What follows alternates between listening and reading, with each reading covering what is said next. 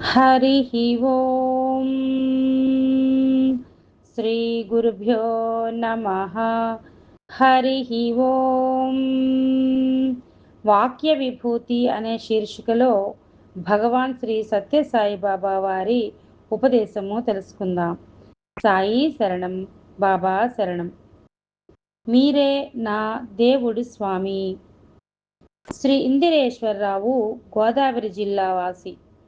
50 సంవత్సరాలు పైగా స్వామివారి సేవలో జీవితం ధన్యం చేసుకున్న భక్తుడు. ఒకసారి మందిరంలో, ఇందిరేశ్వర్, నేను ఎవరని నీవు అనుకుంటున్నావు అని అడిగారు స్వామి. మీరే దేవుడి స్వామి అన్నాడు. ఇందిరేశ్వర్, దేవుడంటే ఎవరు అన్నారు.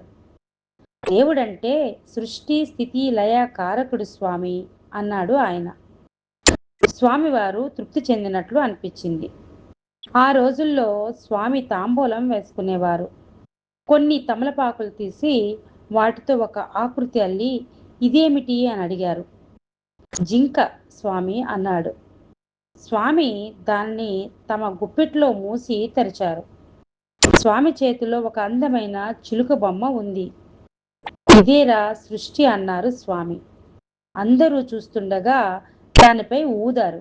అంతే, అది జీవము ఉన్న రామచిలుకగా మారిపోయి స్వామి చేతిలో నుంచి ఎగురుకుంటూ వెళ్ళి కిటికీ రెక్క మీద కూర్చుంది. ఇది స్థితి అన్నారు స్వామి.